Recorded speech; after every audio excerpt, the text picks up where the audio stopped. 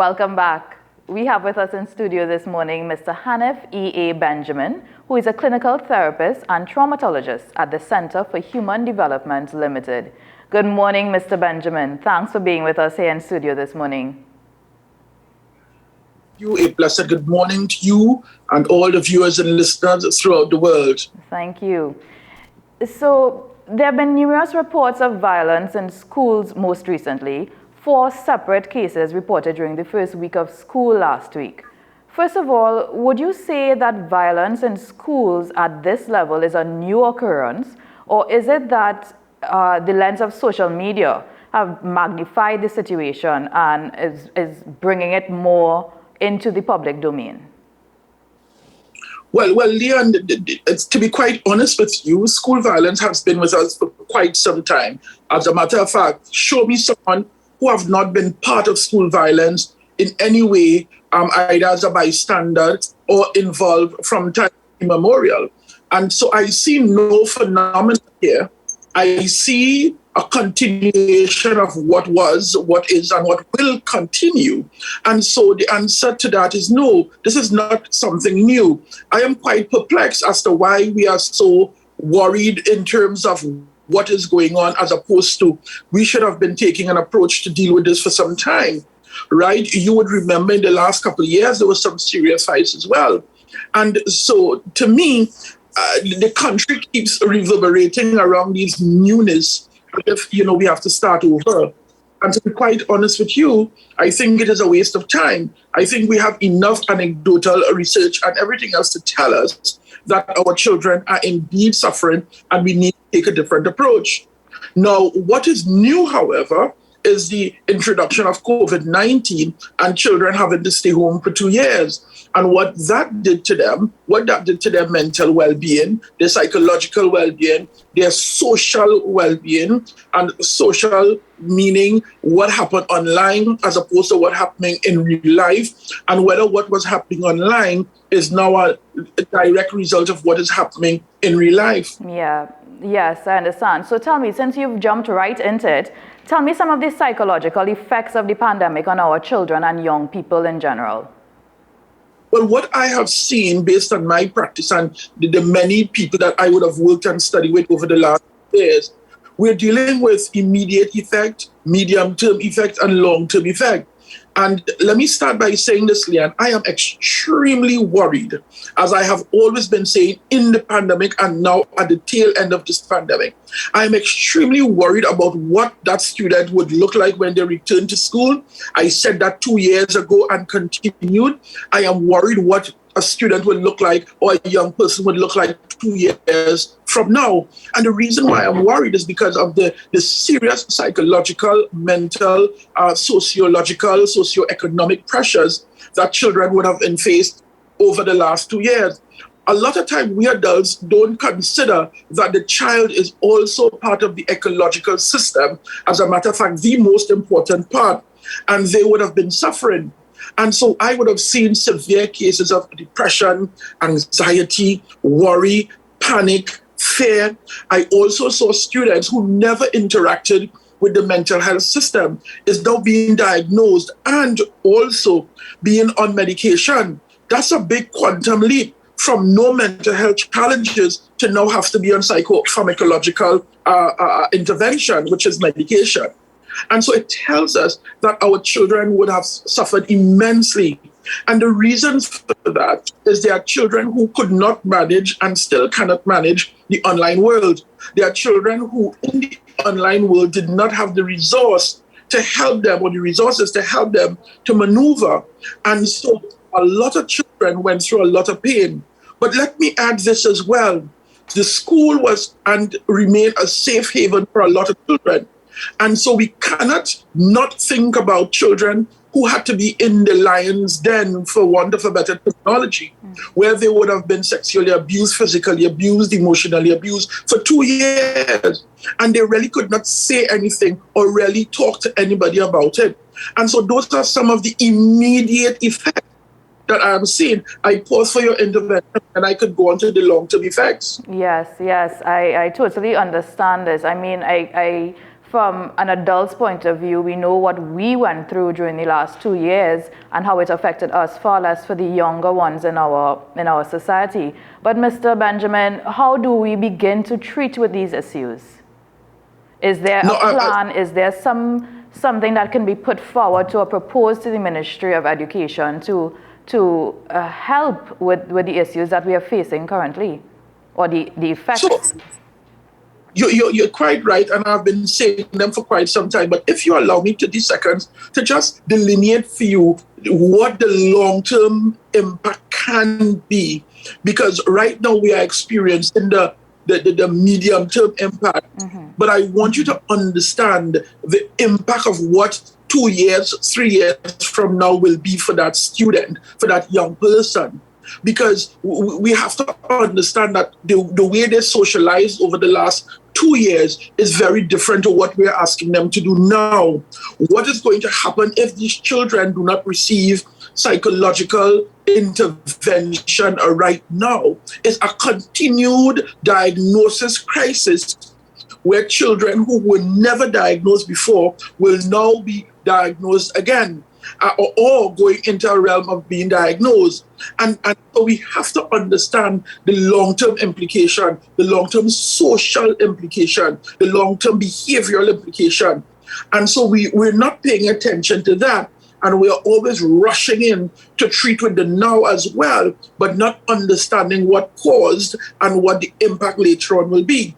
So while I've said that, and we could go more into some of the long-term impact, but let me tell you, I have been saying for a very long time, including on the heels of opening schools. And let me tell you, when the minister announced the reopening of school, nobody could have been more happy than I was, because I understand what school meant and mean for young people. I told you it's a safe haven, but after 2 years of the unknown, after 2 years of educational disparity and unfairness, after 2 years of abuse and isolation in the formative years, it was my suggestion and continues to be my suggestion that the focus should be on psychosocial and mental health to all our young people. We have children who never went to a school, but now they are coming in. And so, in my view, the use of social workers, the use of psychologists and other education experts in the school constantly, I'm not talking about a one-day program or a two-day program. I am talking about every day we engage with our young people. In the first instance, Leanne, is to listen. And we are not listening to what our young people are saying. And I tell you this because children communicate with only two options, their emotion and their behavior. And so we confuse about their emotion because we are not talking to them.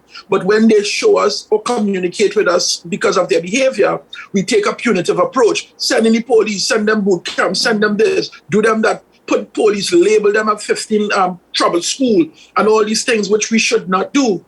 And so my suggestion still remains for the Ministry of Education is to take a psychosocial approach to the next 2 months.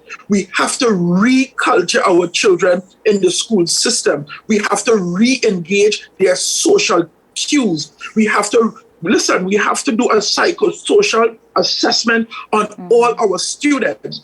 And from that psychosocial, we pull out those students who may need more serious mental health treatment. The focus should not be on academia at this time. Our children went through a slew of problems, including this.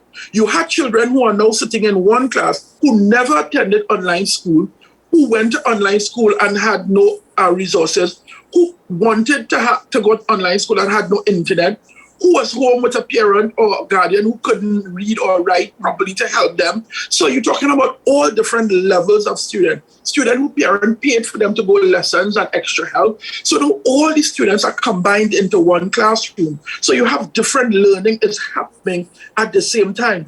And I shudder to think about the stressor on teachers right now. I shudder to think about the pressure on the administrator trying to navigate education because we are curriculum driven.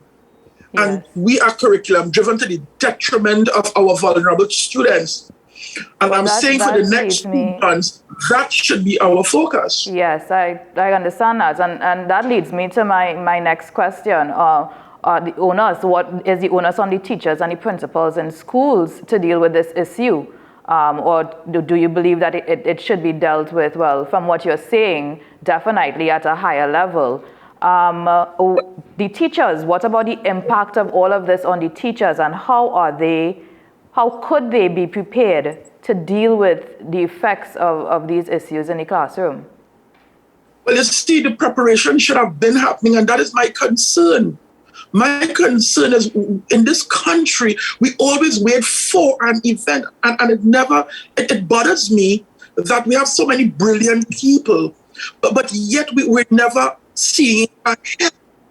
And even if we look ahead, we're looking right by our nose as opposed to really understanding the impact. And I'm saying we need to begin to listen to people, because I've been talking ad nauseum I've been talking forever, right? But since the start of the pandemic, I said from the day one when the school closed, your only focus should have been reopening the school and how you prepare a school. How do you prepare the physical building? How do you prepare the psychological makeup of our teachers? What skill set? Because our teachers went through I want to call it a changing paradigm over the last 2 years. They had to do things that they were not contracted to do. They had to do things that they had no resources to do. They had to do things, pushing their own families aside. Yeah. And now they are pushed into this new era of teaching, right? And now they are pushed into this new understanding of the back out to school. And so they themselves need psychological intervention. They themselves, and it is not okay to say, well, you have EAP, they could go to EAP. Yeah. But I am talking about a sustained program to help teachers deal with serious emotional disturbances in children, teaching teachers how to manage stress in the classroom, because these students are coming back with pain and hurt and pressure, excitement, exuberance. How do you manage all of that in one classroom? You're talking about students who did not see other students for 2 years. They are coming back with a great level of enthusiasm that can be seen as disruptive. How a teacher is going to be managing that? And so even tutor and all these other places should have been developing their students over time. And that is the concern that I have. Yes, I hear you loud and clear. And as it pertains to the instances of violence in schools, we've seen where some teachers have even had to become involved, whether it's to intervene by force or they're just trying to get things dealt with.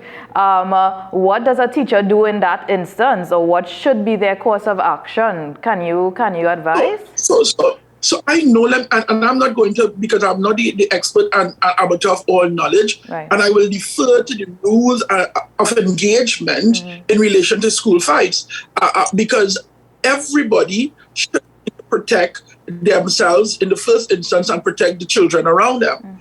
And so I do not know what the rule book says about intervening in fight situations. However, I do know that schools have school safeties, again, who should also be understanding how to de-escalate and intelligence within the school system. Because let me tell you something. If it's one thing I know, before every fight occurs, every student in that school knows that a fight is going to occur. Every student knows that something is going to jump off later. So we have to talk about intelligence and all of these things. And so I want to ensure that teachers follow the rules in relation to what has to be, what will be in their engagement. And that's for their union and for the Ministry of Education. But what I want to say, though, is that if we take a different approach to how we deal with our children, then the resurgence or this violence definitely will be tapered. This is not new, as I said. And so what I really want to suggest is that we begin every day in a different way. We need to include in our school system restorative justice. We need to include in our system mindfulness. We need to include in our system circles or those kind of things where students come together, they talk, panchayat system. We need to include these things in our curricula so that students can be helped. We need to include stress reduction techniques in our school so that we change the temperament. In research, I have seen where schools who included meditation first thing in the morning change the trajectory of the entire day based on what is going on. And so I am saying we have social workers, so many social workers, yet student support services is always understaffed. So it tells me the level of importance we place on students. Every single school should have a social worker. Every single school should have a psychologist. Every single school should have a guidance counselor. These should be an apparatus that operates in every single school so that sustained mental health work can be done. And you have to understand the school is sometimes the first bridge to understand what is going on in a family. But if it's lacking, then we are always playing behind the ball. Understood. It's a tough situation that we are facing, that our students are facing, and the question is really how do we approach it in terms of getting the ministry to make the necessary changes or additions to the curriculum. Mr. Benjamin, I want to thank you for joining us this morning. We were just about out of time. Thank you so much for helping us better understand the effects of the pandemic on our children and the lasting impacts and how it can change the outlook of our children in the years to come. Thanks for joining us, Mr. Benjamin. Thank you. It was a pleasure. Enjoy the rest of your day. We're going to take a break, and when we come back, we'll update you on the latest COVID statistics, and we'll look at the headlines in the Newsday's newspaper and the Newsday poll. We'll be back.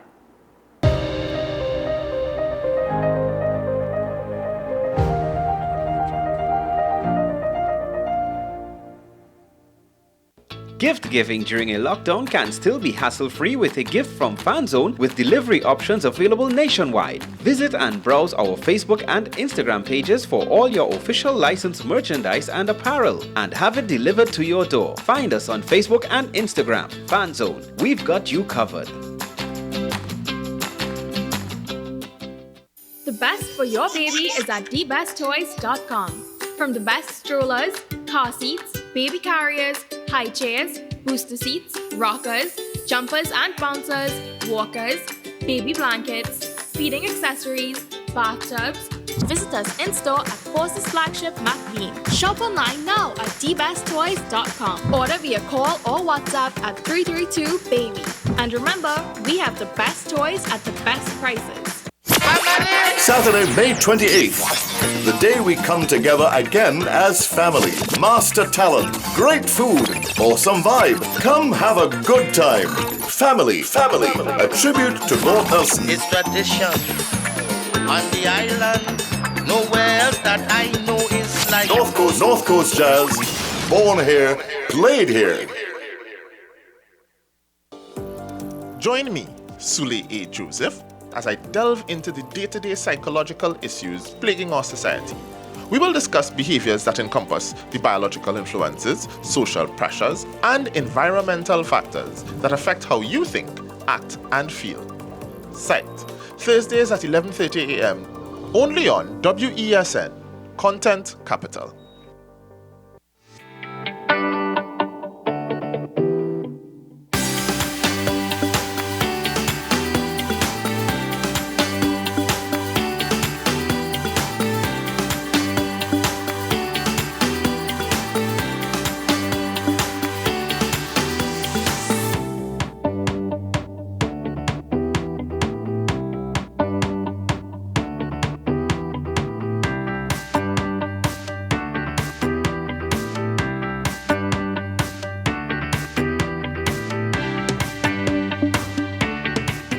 What is parental alienation and how does it affect parents and children in this country? Join us on Monday at 8 p.m. for part 1 of the mini docuseries Victims of Vengeance as we delve into the effects of this scourge. Only on WESN, Content Capital. If you live with someone who's tested positive for COVID-19 and has to self-isolate at home, take care of them from a distance and reduce their movement around the house. Give them space, a designated space, and open those windows. If you have to be in contact, mask up, both of you. If you work, stay home from work and don't go out, not even to the grocery or pharmacy. And remember, no visitors allowed. Limit the contact to limit the spread. The Trinidad and Tobago Red Cross Society. Mission-based, people-focused, community-driven.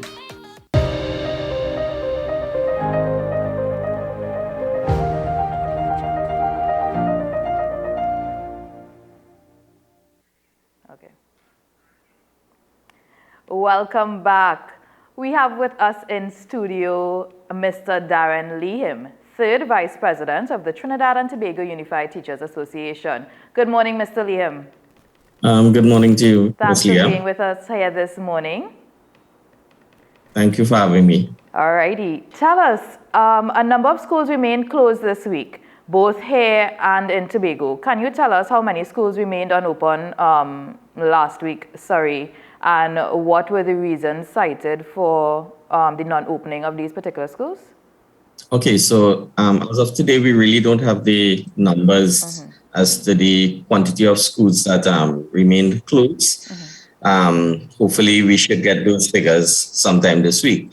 Most of the reasons for schools being closed is the readiness for reopening with respect to lack of furniture, lack of infrastructural works that have been was scheduled to take place in these schools and were not done over the period in order to facilitate the reopening.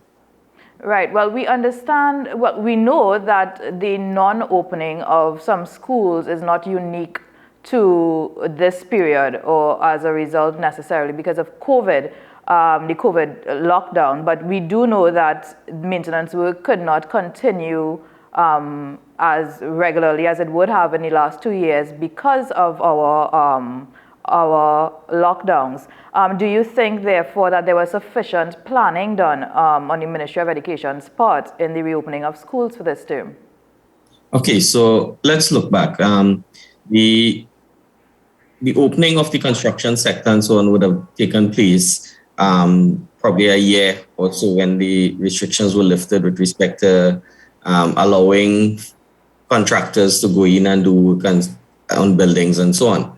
So if the Ministry of Education had set a date, they did put a date, 19th, for the reopening of schools. It is our opinion that once you set that date, then you should have put into effect a timeline for having immediate works be done on those schools in order to have them prepare for reopening. When the onset of the pandemic took place, we as the association indicated to the ministry, this is an opportune time to have those remedial works done on schools whilst the lockdown is in progress. The Ministry of Education seems that they have not done anything because they have what is called a vacation repair program that has been ineffective for the last few years. Right? You were in a lockdown, you had an opportunity where the schools were not occupied by any students or teachers to do what is necessary to have those schools ready for reopening. You set your date, you had no timeline, and it's clear that they did not even have in place a plan to have those schools be looked at and remedial works to be taken for the reopening. Can you say if the ministry met with principals to determine when they set this date for the full reopening of all schools? Did they meet with the principals of the various schools at any point in time last year to determine which schools needed infrastructural or otherwise work to be done and, set a timeline with them to determine when these schools could reopen reasonably? In our interaction with the principals, what they have done, they have a ticketing system in the Ministry of Education where the principals submit a list of works that they would like to have done for their schools in order to have efficient running. These principals have been supplying this ticketing system to the Ministry of Education. However, the reaction time with the ministry and the attention that the ministry gives to it is what we probably have to look at, because the ministry constantly claims that there is no money, they don't have enough funding to do major works on schools and so on. That ticketing system, I'm not sure if that's how effective that is, but that's how the principals have been operating. They would upload to the ministry's ticket system what works they need done, and the Ministry of Education will look at it and address it. Okay. Well, we now know of the issues with the Education Facilities Company Limited and the mismanagement there, which has directly impacted the maintenance work on these schools. Is there any idea of when these schools are expected to be ready to reopen, or when the children are expected to be returned to class, to physical class? Well, with the dissolvement of the EFCL, there is another department that the Ministry of Education has put into place called EFPPD. They have been visiting schools, looking at the works that need to be done, doing an assessment of the work, preparing the scope of works for those schools, and sending it out for contractors. The problem that we're having is the fact that a lot of the contractors who had worked under EFCL and now would look to be contracted by EFPPD, some of them have not been paid for works that they have done thus far, and as such are not willing to continue to do work right now until they are paid. With respect to how soon those works can be completed, I cannot say, because I visited a school up to Friday where there's a lot of work that has been identified to be done. EFPPD was supposed to have visited the school on Friday afternoon. Up to the time I left there, they did not visit. So I don't know if they had an opportunity over the weekend to do so. But any work on that school will have to be looked at like about 2 weeks in order to do some of the remedial work in order to have the school up and running. The other schools, with respect to lack of furniture and termite-ridden boards and walls, those works also have to be looked at. I don't know if for certain that persons visit those schools also. So I would say like about 2 to 3 weeks if some of the remedial work has to be done in order to have them occupied. Okay, well, now we've just heard from a clinical therapist, Mr. Hanif Benjamin, on the psychological issues affecting children as they return to schools. We've also heard him speak about the impact of these on teachers. And with the recent spate of violence incidents in schools, in just the first week of the new school term, how can you tell me how these incidents have been affecting teachers? Well, of course, teachers will be, just as the students, the teachers will be traumatized. Because having to deal with the level of violence that has started taking place, teachers can only do so much, right? Whilst the violence is taking place and teachers intervene, they are only allowed, they have a limit to which they can interact and intervene in such matters.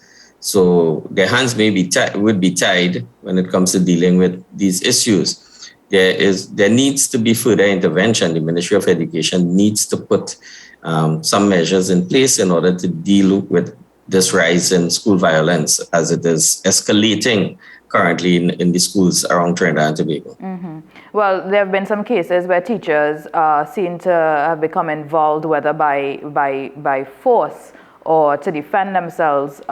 They've had to intervene. What is the protocol in place for instances such as these for your teachers? Well, our teachers have to be very, very careful when they intervene in these incidents, because it's a situation of damn if you do, damn if you don't, in the sense that when they intervene, how they deal with the situation, there can be allegations made against these teachers for certain infringements. So our teachers have to be mindful of the fact that when they're intervening in these situations, they have to be very careful as to how they approach it and what they do in the instance, because you don't want a teacher to be accused of anything at all when they are intervening and dealing with these situations. It's a very, very technical thing for them, and they have to be very, very careful. Okay. Well, we can agree that the pandemic has a negative impact on the children, as I said before, and as well as the teachers. Has the union readied its members to deal with the resultant effects of the children coming back to class? Because they themselves would have gone through stresses related to the pandemic over the last 2 years. They would have been dealing with their own family, financial, otherwise issues while trying to do their jobs. So has the union prepared the teachers for coming back out of physical classes and for dealing with children? Well, per se, we haven't really run any programs or anything, but we have been in contact with our members through our district officials. The districts would have put into place activities and so on for their members to keep them informed, keep them up to date, have little discussions with them. We have what we call our study circles that run, where the teachers are allowed to interact with their peers and discuss matters related to the teaching profession.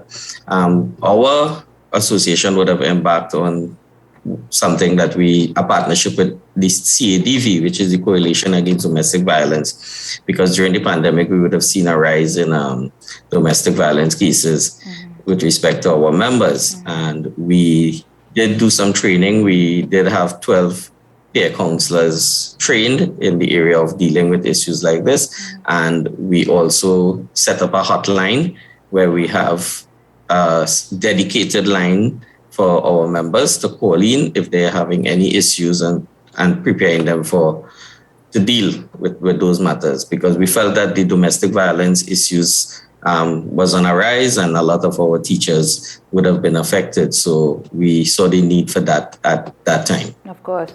So are there any future plans to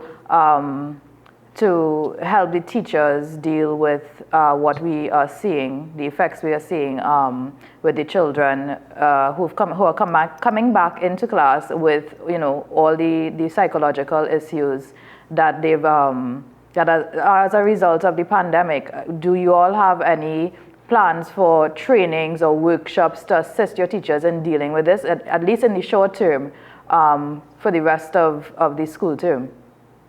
These are some things that we would be looking at, and our training department and our first vice president, who has the responsibility for professional development, will be looking at these, taking these into consideration, and doing the necessary for our membership. Yeah. Okay. A draft plan to deal with the issue of violence in schools was brought to Parliament by the Minister in the Ministry of Education last week. Does the association have any details on this rubric proposal? Was there any consultation done with tutor by the ministry, or will there be any consultation done? A meeting has been scheduled for today. Okay. It was supposed to be taking place at 11:30 this morning. However, it's been shifted to 1:30 this afternoon, for which the association has been asked to have 2 representatives sit in that meeting to discuss the plan. Right. And what is the association's hope in representing the teachers at this meeting? Do you all have a proposal to bring forward? Well, that would have been discussed among the officers, and they would be looking at what the ministry is proposing. We will have our input into it. We will have our discussion with it. And once we feel that the plan is an effective plan, something that can work, we will lend its support to the plan. Right. Is there a timeline proposed for this overarching issue to be dealt with? Has the ministry detailed any sort of timeline for the implementation of the outcomes of the proposal? They have not indicated that to us. I guess those details would be discussed at the meeting this afternoon. And the rollout, we assume that the rollout will be something that will be done immediately, because it's something that has to be dealt with immediately. Yes, agreed. Okay, thank you so very much for your time this morning, Mr. Lihim.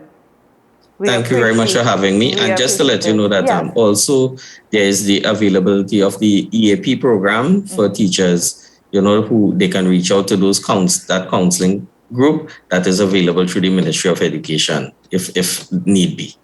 Right, and thank you very much for having me this morning. Thank you so much. Thank you so much, Mr. Lihim. That was Darren Lihim, 3rd Vice President of the Trinidad and Tobago's Unified Teachers Association, sharing his views on the delayed reopening of some schools, as well as the association's view on violence in schools. Thanks again, Mr. Lihim. We're going to a quick break. We'll be back.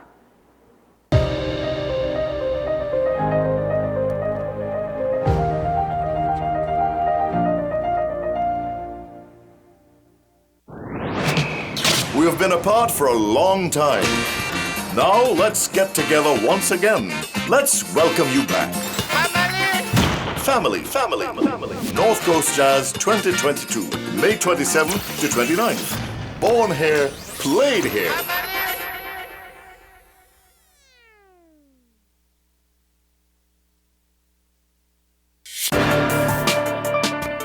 People really want to know, what about me? Where do I fit? Yes. What is in the ride for me in terms of a better Trinidad and Tobago? And I'm pleased to shed some light on that. The purpose of bail is to ensure your attendance at court. That's it. It is not punitive. It is not rehabilitative. We, the police officers, we are professional, and we are here for whenever the survivor is ready to come forward. We have the right to private and family life, the right to religious freedoms and beliefs and thoughts and expression. But these rights are not absolute. Certain rights can be limited. The law is to govern the whole. It's for all of us in public.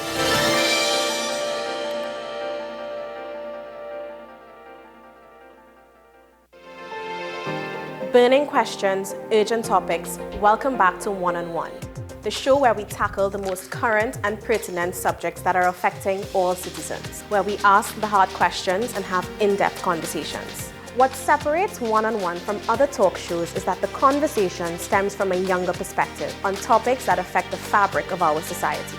One on One, Wednesdays at 10 a.m. on WESN Content Capital. A reminder from WESN. We urge you to protect yourself and others from the spread of COVID-19. Stay safe by taking some simple precautions. Clean your hands often. Use soap and water or an alcohol-based hand rub. Maintain a safe distance from anyone who is coughing or sneezing. Wear a mask. Don't touch your eyes, nose or mouth. Cover your nose and mouth with your bent elbow or a tissue when you cough or sneeze. Stay at home. If you have a fever, cough and difficulty breathing, seek medical attention. Following the above can help us all to help each other.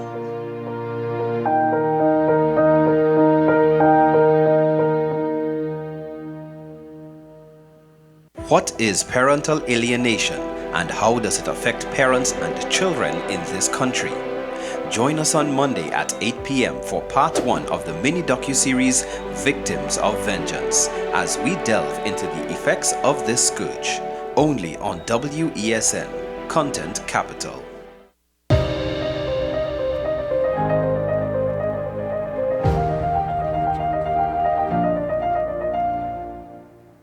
Welcome back. Here's a look now at the Ministry of Health's latest COVID statistics. Total recovered patients for April 24th, 2022. Total recovered patients, 133,834. Total positive cases as of 12th March 2020 to present, 144,563 persons. Total active positive cases, 6,916 cases, and new positive cases, 204 reported in the last 24 hours. Deaths are at 3,813, with a total of 158 persons in hospital. Now we take a look at the Newsday poll. Do you agree with the MSJ that big business and the rich should be taxed to fund the fuel subsidy, and why? Answer number 1. No, I don't. It's almost like you are punishing someone for getting rich through hard work, sacrifice, and ambition. They already pay a lot of taxes. Answer number 2. Additional taxation is not necessary, but rather enforcement of the existing tax laws. All businesses and citizens who should be paying taxes but are not should be held accountable and quickly. Another one, I don't agree with businessmen being targeted to pay the fuel subsidy, but we can't be ignorant to the fact that businessmen have ridiculous markups and pay minimum wage salaries. And our final response. Yes, I agree with MSJ's take on fuel subsidy. You'll see the very same people that is against it now will actually be for it if it was their party in office. We have to put party aside and put country first. And maybe we just might get the bigger picture. We're going to take a look at the regional news now. In Jamaica, the Justice Minister has reported that the Justice of the Peace has resigned after allegations of multiple JPs collecting money for their services, contrary to the code of conduct governing their duties. This story is brought to us by TVG. The fallout after a Gleaner article on corrupt justices of the peace has begun. Justice Minister Delroy Chuck addressed the matter yesterday. O'Shane Masters reports. Following an undercover report by the Jamaica Gleaner, at least one Justice of the Peace has tendered his resignation. Justice Minister Delroy Chuck made the revelation on Thursday during the commissioning of 48 new Justices of the Peace in Montego Bay, St. James. The minister has been chiding and imploring JPs to hold true to the legislation which governs their appointment. This is a noble vocation. It must not be abused. We expect JPs who have been commissioned to act in the highest tradition that is of integrity. Because without you, the JPs across Jamaica, sending the right signal of justice, of decency, of civility, then who are we to look towards? According to the article titled Corrupt Justices, 16 JPs from across 6 parishes were caught collecting money for their services and affixing their seals, attesting to the identity and good character of persons they had met for the first time. The article further noted that in one instance, a female undercover reporter was repeatedly sexually harassed by JPs who shared an office in Clarendon. It led to this warning from Minister Chuck. We expect the others, in short order, to hand in their resignation and their seals. Because even though we are not sure who you are as yet, we are likely to find you out.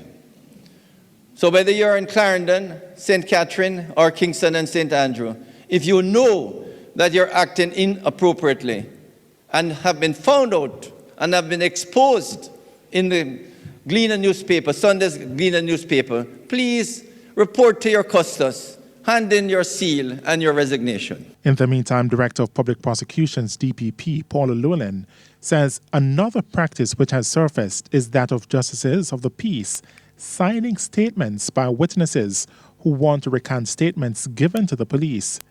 She says that must not be done, and the JPs must stop this if they have any integrity, and the witness be sent back to the police investigator. I plan to, between sometime now and before the end of the year, speak with the Bar Association and the Advocates Association to warn attorneys that this thing that we have been seeing where Justice of the Peace is witnessing a statement or a letter purporting to recant from the original statement that was given to the police, it must stop. O'Shane Masters, TVJ News. And it's now time for a break, but stay with us. More stories when we return. Welcome back to Midday News. Thanks for staying with us. Grenada's government is looking to draft legislation for a land use policy in order to determine the use of available land in the face of various growing demands for more agricultural and housing developments. Government Information Services of Grenada provides us with this story. The government of Grenada is making considerable progress in the establishment of key elements of the national land policy and is now drafting legislation to bring before Parliament. Minister for Agriculture Honorable Peter David says approximately 78,000 to 80,000 acres of land are available for agriculture, community development, commercial activities, and forestry. Of that amount, 90% of the land is sloping and only about 10% owned by government, with the rest being privately owned. With the huge demand for land, the policy will help to categorize land based on its use. We must determine what land is to be used for agriculture, what land is to be used for commercial purposes, what land is to remain in forestry, because we do need to keep land in forestry in order to ensure an adequate, safe, and reliable supply of water. So in all of that, we have passed a land policy. That has been something that has been called for years, a land use policy, because, much of our agricultural land was transferred to housing. And while we understand the need for housing, we must also understand there's a need to feed our population. There's a need to reduce our food import bill. And the only way to do that is to properly plan the use of our land, to ensure that there's enough land to grow food for our people and enough land to ensure that housing is available for our people, that commercial activities take place, that manufacturing take place. And that is why we have decided in the Ministry of Lands to come up with a policy and to ensure that we pass legislation that will support the policy that we are developing. Chief Agricultural Officer Trevor Thompson explained that aspects of the policy outlined a detailed legal and institutional framework that will ensure that the land and natural resources of the country are soundly managed for the benefit of present and future generations and the resilience of ecosystems, which is threatened by climate change and human activities. Once it's going to have an impact on other people, then you'll have to institute certain management regimes that will either determine if that land could be used for that purpose or not. And then the whole issue of land that will be allocated for special purposes, protected areas, recreation areas, for forest reserve, to preserve drinking water, etc. All of those has to be taken into consideration. The policy supports the establishment of an information management system. A legal representative is assisting with the development of the policy. The land policy was approved by Cabinet sometime, I think it was last year, October, November, the policy, and now we're preparing some legislation. We've just contracted with an legal expert in that regard, who is going to give us the legislation to have a mechanism to ensure that the policy is properly implemented. So it's a process, ongoing process. Welcome back. We'll take a look at the news headlines in the Newsday's newspaper. Commissioner of Police states the police will not be deterred in search for suspect in the killing of police officer PC Clarence Gykes. So on the front page of the Newsday is Mervyn Gykes, older brother of slain policeman, who speaks to the Newsday on the shooting that occurred in Rich Plain, Diego Martin on Friday. And this is the front page of the Newsday. And his brother speaks to how committed his brother, the deceased, was to the law and to his duty. And in the back, we have the unfortunate news of Nicholas C. Paul, who broke his collarbone in an accident in the Nations Cup semis. A little more on that on the inside of the newspapers. He suffered a broken collarbone, 23-year-old Nicholas Paul.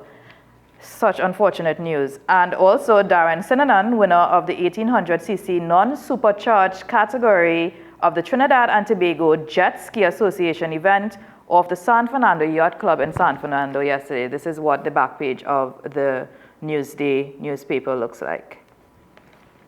We also have the Newsday Tobago. On the front, national swimmer Ornella Walker with the Queen's baton in the nylon pool on Thursday. And on the back, TT Olympic Committee boss issues message to local youth. Sports can reduce crime and delinquency. And we have a picture of Tommy Gainey, who is hitting during the 18th green during the first round of the PGA Zurich Classic Golf Tournament in Louisiana on Thursday. You can't see him there behind the water, but that's him there. All right, so we're going to a quick break and we will be back.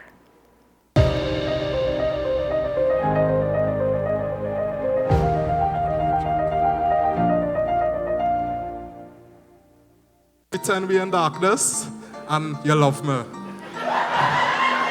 We Comedy Jam Season 3 is finally here. Trinity people just give you landmarks you don't need. On the right hand side, you'll see a standpipe. I put on this P on that standpipe.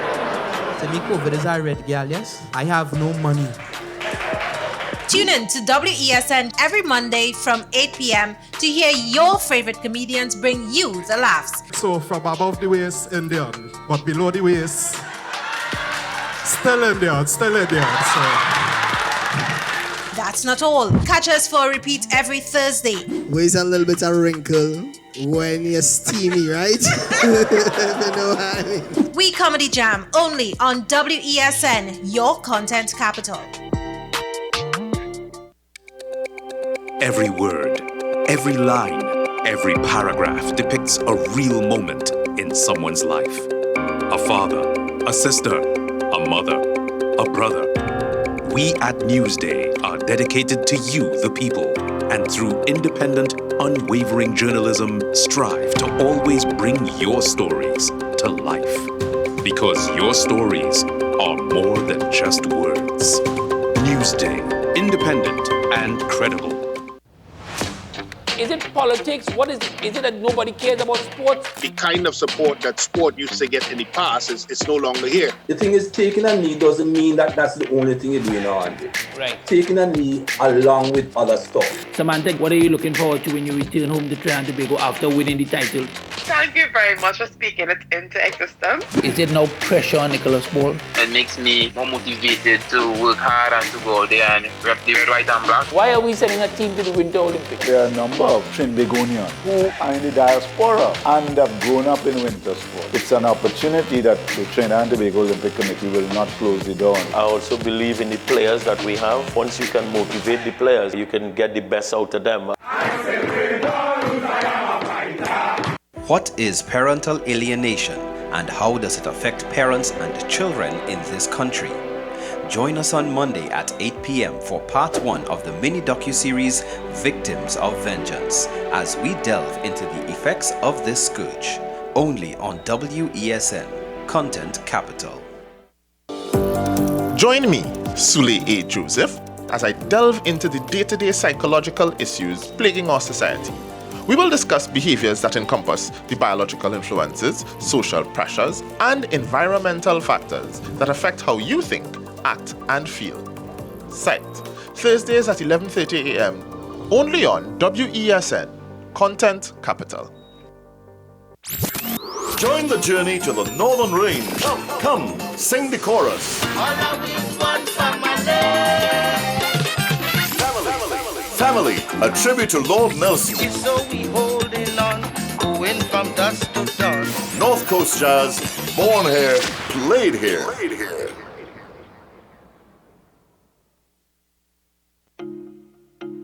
If you live with someone who's tested positive for COVID-19 and has to self-isolate at home, take care of them from a distance and reduce their movement around the house. Give them space, a designated space, and open those windows. If you have to be in contact, mask up, both of you. If you work, stay home from work and don't go out. not even to the grocery or pharmacy. And remember, no visitors allowed.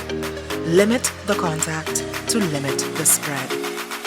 The Trinidad and Tobago Red Cross Society. Mission-based, people-focused, community-driven.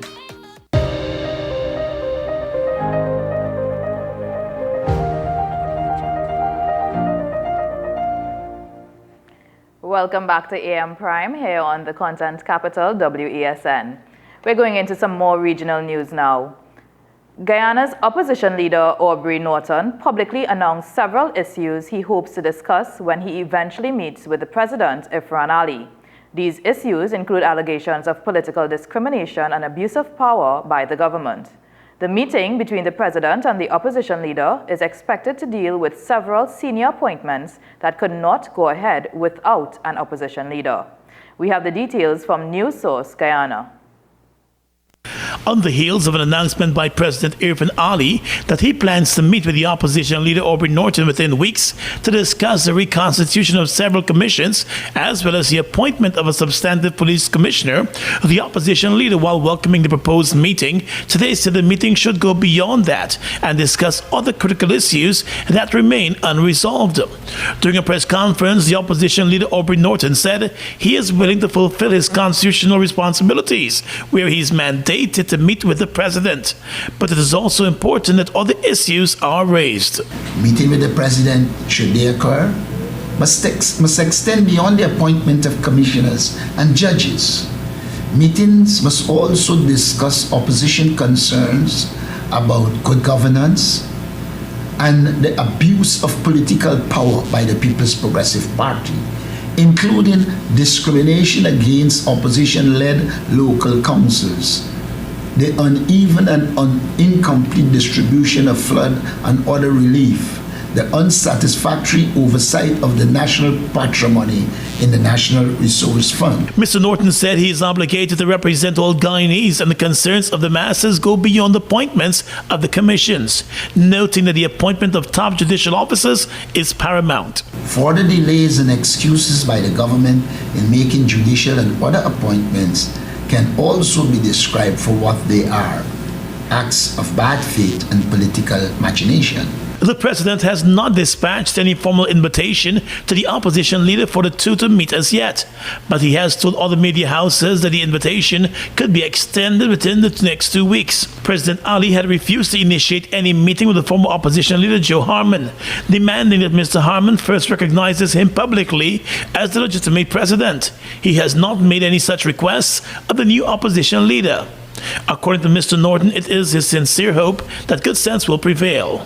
And it is my sincere hope that good sense will prevail and we attempt to deal with the issues in the society in a holistic way rather than in a piecemeal fashion that way. This August will mark 2 years of the Irfaan Ali government, and there has been no official meeting with him and the opposition leader since he took office. And moving over to Barbados. The interim president of the Democratic Labour Party, DLP, had to defend the choices of the prospective candidates to be elected as the new leader of the DLP. Hartley Henry, a leading political strategist for the Barbados Labour Party, said that the DLP's choice of candidates was out of sync with the demands of Barbadians and could not capture the attention of the DLP's base. We have more from Barbados today. In other news, this Tuesday, the race is on. The Democratic Labour Party confirmed today that former Government Minister Dr. David Eswick and University lecturer Dr. Ronnie Yearwood will contest the presidency of the party. The vote will be held at an extraordinary conference early next month. Interim DLP President Steve Blackett told Barbados today he is confident both members are up to the task. He rubbished recent statements made by political pundits that candidates identified for the leadership contest left much to be desired. 4 credible candidates emerged out of the nomination process of the Democratic Labour Party's nomination. And not a single one, to use the Bajan parlance, could fill the eyes of Dr. George Bell or Hartley Henry. If Jesus Christ of Nazareth came back to this earth and presented himself as a prospective candidate of the Democratic Labour Party, I believe that Hartley Henry and George Bell would say that he's not good enough because he came from Nazareth, that he was the son of a carpenter, and he was not of the ilk to fill the eyes of the people of Barbados. So, as far as I am concerned, as the interim president, I ignore people like that. We are getting on with the business of the Democratic Labour Party, as we have seen here this morning, and we are doing what we have to do to re-emerge as a force, a political force in this country. We hear them because we are not deaf. And in Antigua. Antigua is looking to improve its water production in the face of an ongoing drought. This while waiting for equipment for 2 more reverse osmosis plants which have been delayed for 2 years by the ongoing disruptions of the economic fallout from the pandemic. More from ABS TV.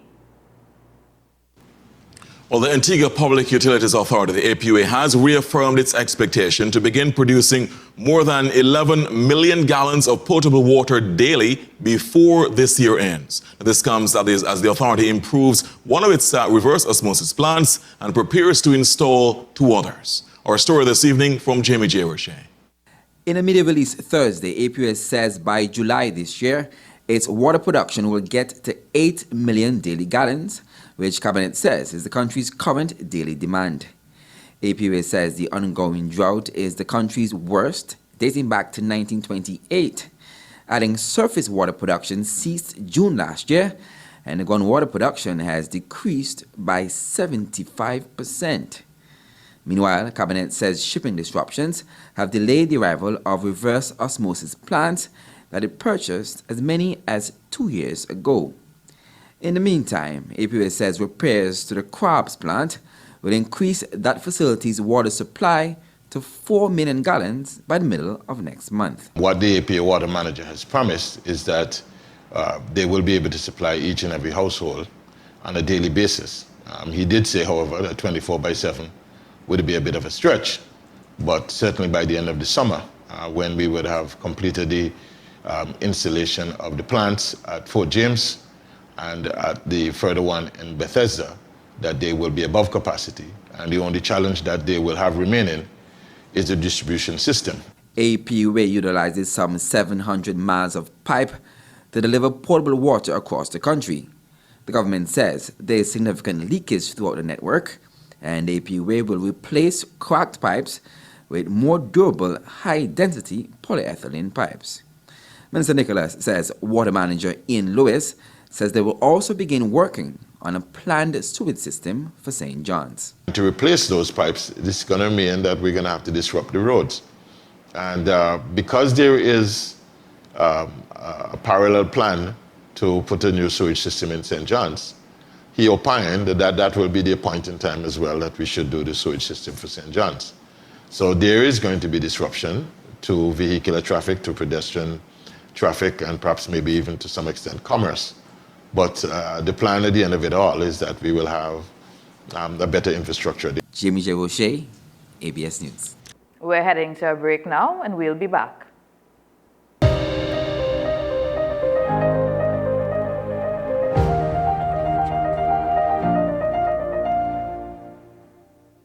Pretend we're in darkness, and you love me.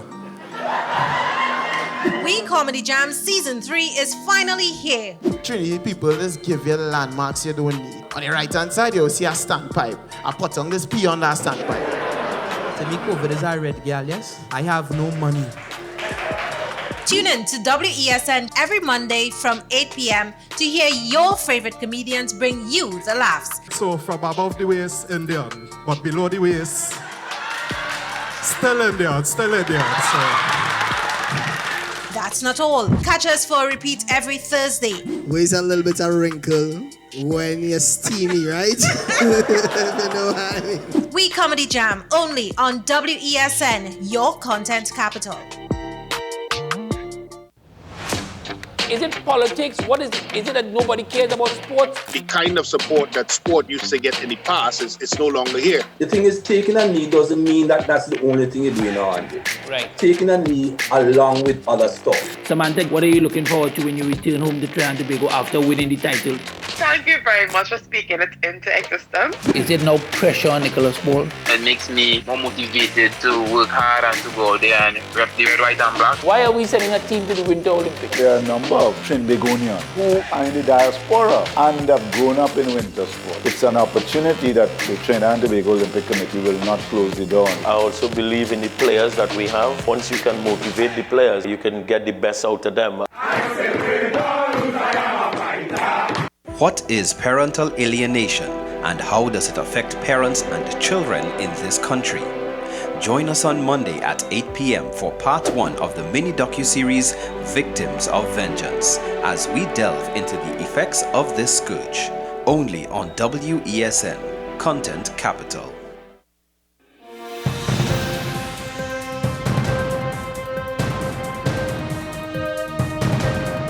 Seven is out, all day is in.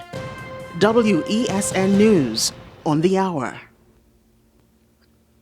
Welcome to Talking Point here on WESN, the content capital.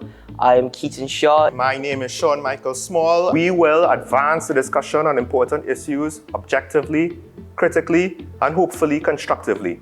Money is borrowed and it goes into the, what I call the political black hole. Minister of Public Utilities, Mr. Marvin Gonzalez, he has a serious task on his hand. People were able to get millions of dollars in illegal payments within the organization. All of a sudden, the government has nothing to do with Petrogen and illegal matters. They've taken this completely hands-off approach. And there's no perception that we will abuse our power and be breaking down doors, destroying property. 40 years since the Tobago House of Assembly became a thing that we need to get this right. You look at it a little closer and say, why is it just a political ploy or is there some substance to it?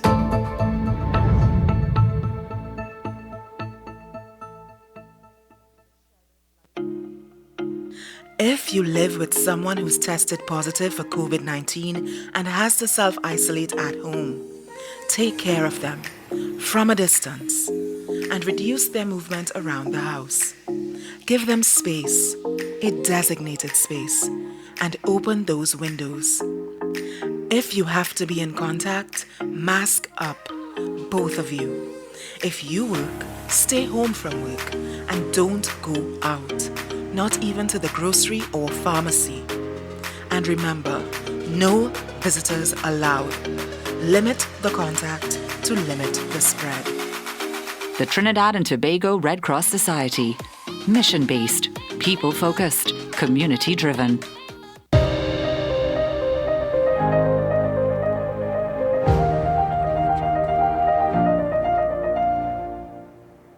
Welcome back. We have our next guest in studio, attorney at law Ms. Syra Lakan, who is the legal ambassador for the Parental Alienation Awareness International Network. It's Parental Alienation Awareness Day, and Ms. Lakan is here to shed some light on the issue of parental alienation. Good morning, Ms. Lakan. Good morning. Welcome. Thanks for joining us this morning.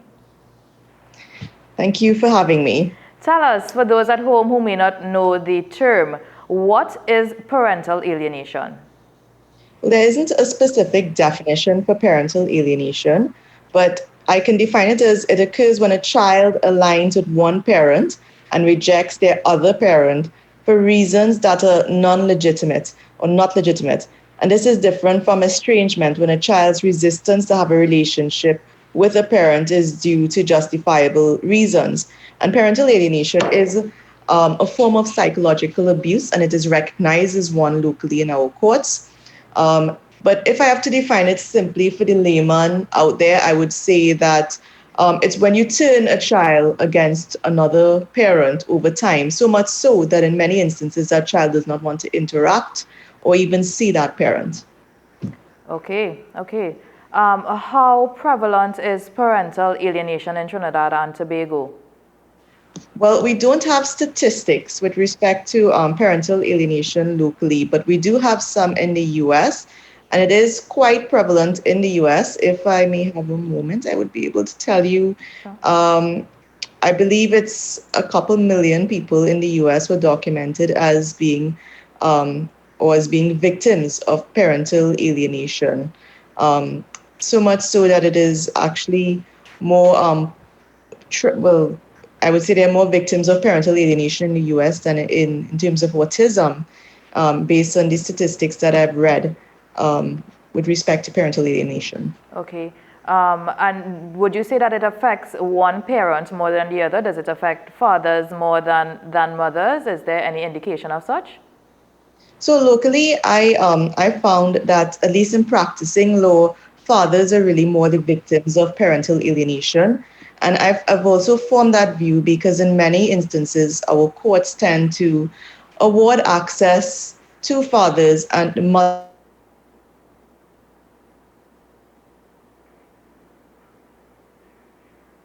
Okay, we seem to be having some technical issues there. Ms. Lakan, are you hearing me? Okay, we're going to a quick break. We'll come back, hopefully, with this interview. We'll be back.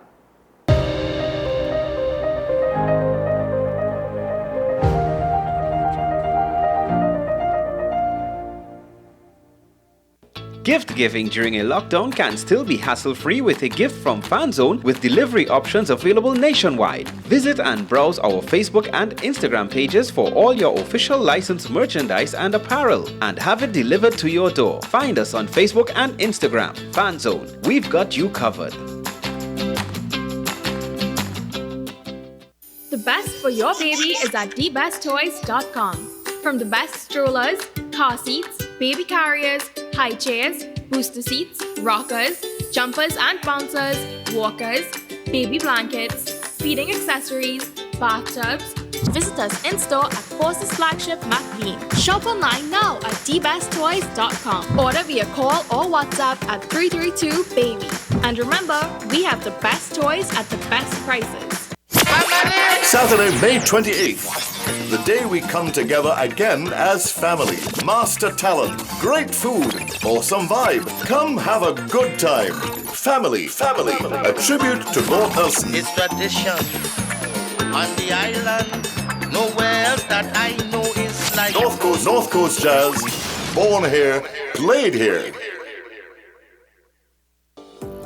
Join me, Sule A. Joseph, as I delve into the day-to-day psychological issues plaguing our society.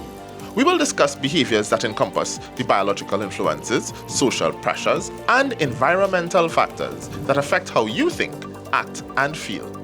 Psyched. Thursdays at 11:30 a.m. only on WESN, Content Capital.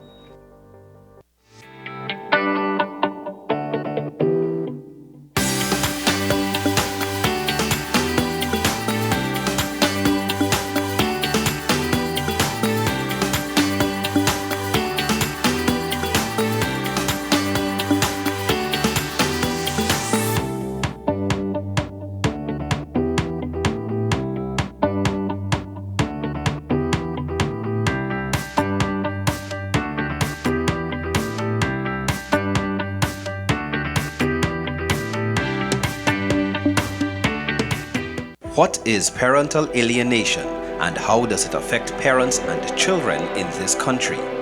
Join us on Monday at 8 p.m. for part 1 of the mini docuseries Victims of Vengeance as we delve into the effects of this scourge. Only on WESN, Content Capital.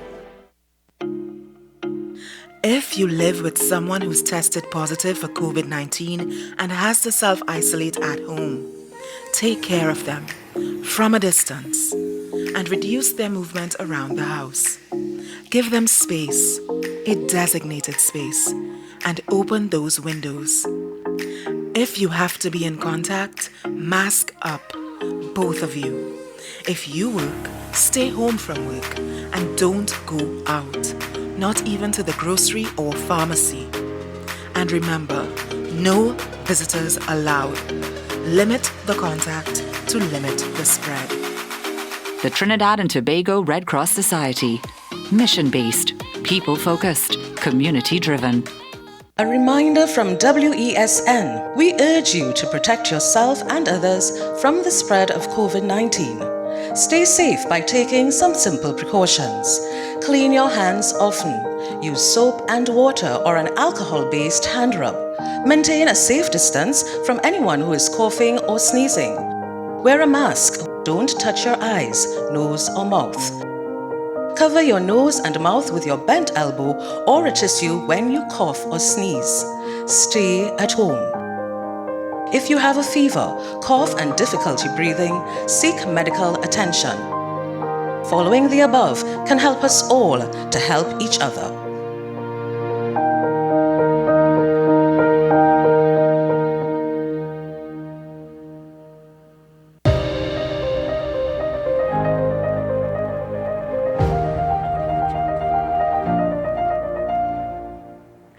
Thanks for joining us. Thanks for staying with us. We are back. So sorry for those technical difficulties. Murphy's Law seems to be in full force this morning.